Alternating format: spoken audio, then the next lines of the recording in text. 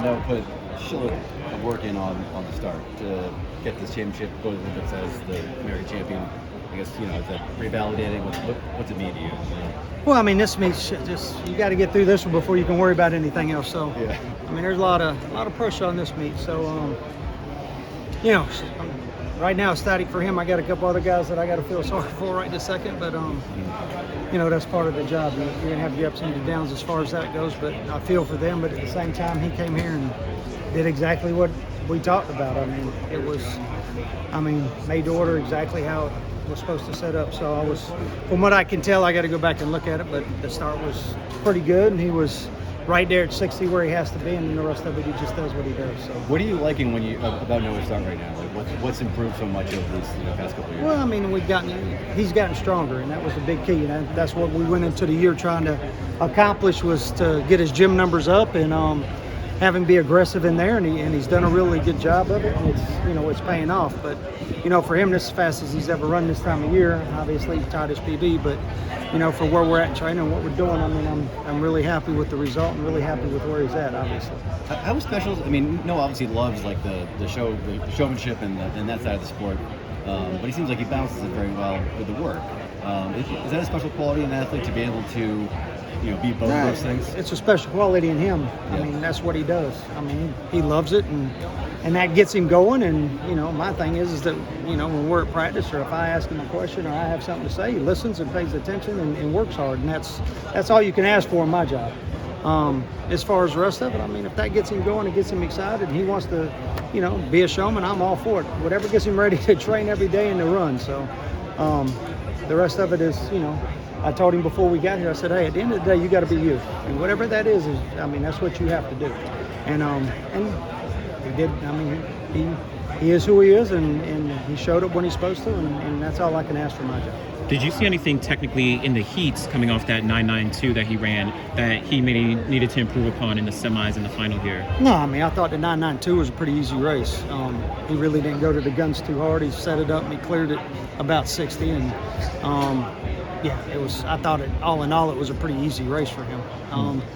And then in the semis, I didn't think he started as well as he did in the prelim, and he had to do a little bit of work in the middle that was a little more than we were expecting. But at the same time, obviously Kenny's pretty damn good. He just got second, so you can't ever take that for granted. But he covered him there, and then came back in the final, and he was confident and ready to go, and had a great warm-up, and the rest is the rest. So I was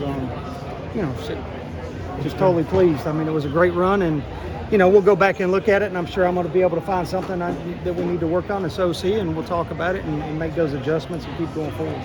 It looked like he had to run down Kerley and Bednarek a little bit, in the final. Not a lot. From my angle, I didn't think so. And when you look at TV, anybody on the outside lane looks like they have to run people down just because of the angle of the camera. Mm-hmm. That's why it looks like they're making that huge surge when they're in 6, 7, 8 at the end of the race, because the camera angle catches up to the actual true position. So, there's a bit anytime you're watching a track meet that you have to keep that in mind. So when you get that side-on view, you're going to find out that he was right there in the middle of it the whole way down the track, and then just kept going. Where'd you watch the race? I watch it always on the back stretch, so I can see. I don't get bad angles over there. I can see what happens. So, you think he's got some more in the tank for Paris?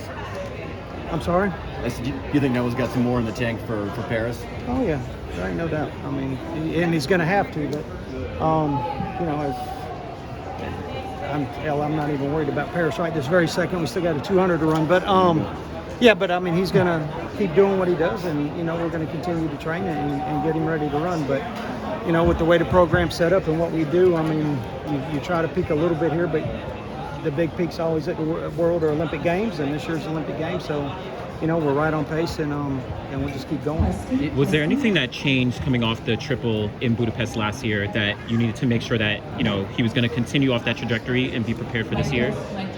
We continue, he got better with the start when we were in Budapest. It took the whole year to get it there, and then he hit it when he needed to. And to get the consistency, you need to be able to apply more force into the ground, more power. And like I said before, the weight room was the biggest thing that I revamped a little bit. And we still do what we're doing there, but he was just a little bit more aggressive, and we went after a little bit harder in that area. And if you look at him, you can tell. he's a different looking body than he has been in the past. But, you know, to be able to run that race and run rounds, you're going to have to be.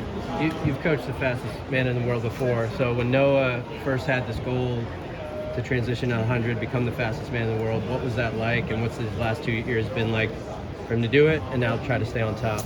Well, might not like this answer, but he's always been a 100-meter guy. He was a world junior champion, so can't say he wasn't a 100-meter guy.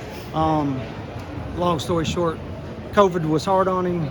You know, he was dinged up most of 21, so we weren't able to do the work he needed to do for the 100 then.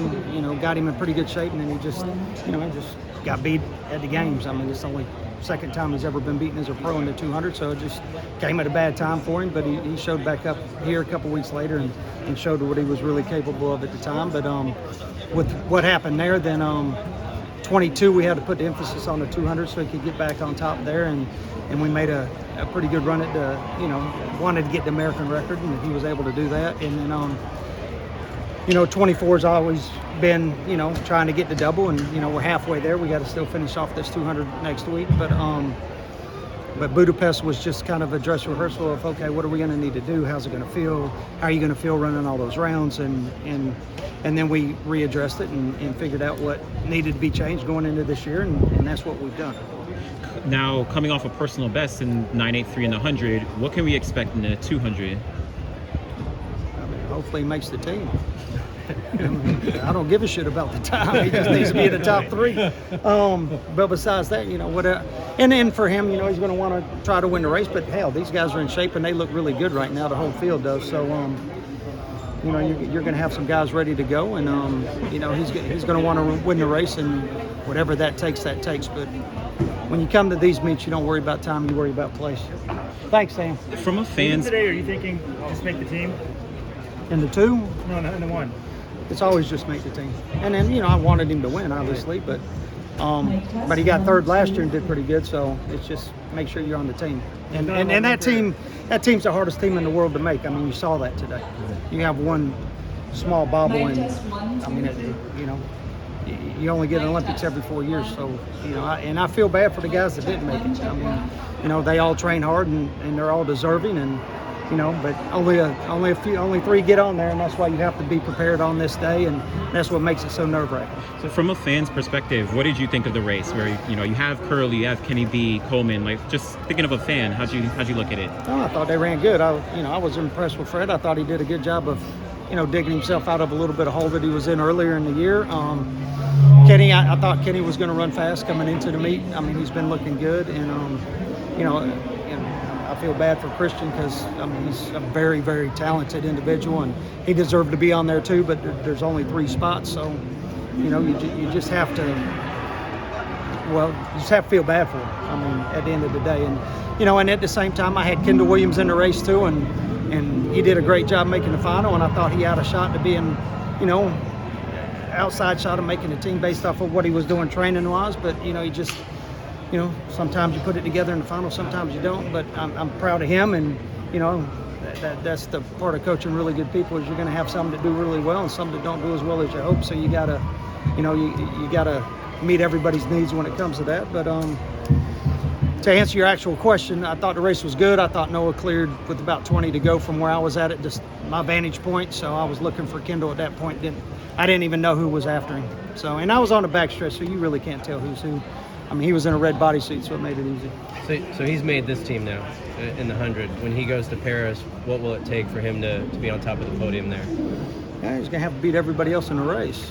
I mean, you know, I don't know what to tell you besides that. I mean, at this point, you know, we'll wait and see who's in shape and who's running well, and, you know, how he's running and training, and, you know, make sure everything's right at the right time. So, tell people all the time, track's a non-contact sport in the sprints. You can only take care of your lane, and you can't really worry about what anybody else is doing, or you get in their rhythm instead of yours, and it screws the whole race up. So right now he's just going to worry about him and do what he needs to do. And, you know, when it comes that time, I mean, I'm sure it's going to be hell of a meet. So we'll see. Let's go describe the evolution of Noah's start, especially from the last trials to this one. The last Olympic trials? Yes. Well, yeah. 21 doesn't really count. I mean, we weren't able to do the type of work he needed to do that year, especially for the 100. We only ran the 100 there to try to get him stimulated and turned on for the 2. the fact that he made the final was, I let him run, but it wasn't part of the plan at the time.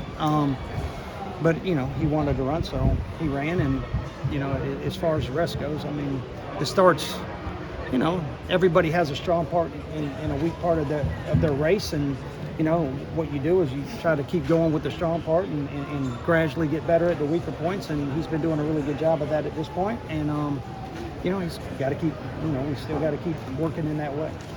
Joe is such a showman. Paradoxically, does that allow him to concentrate better in a race because he doesn't seem to be a distraction? Yeah, Noah's Noah, and like I said a minute ago, he's, you know, he needs to be himself, and that's who he is, and I'm all for it as long as when he gets back here and he's ready to warm up and he's listening and paying attention, which he always does, then, you know, hey, whatever gets you ready to run, I'm all for it. Congrats, Coach. Good Thanks a luck the lot, rest of the guys. meet.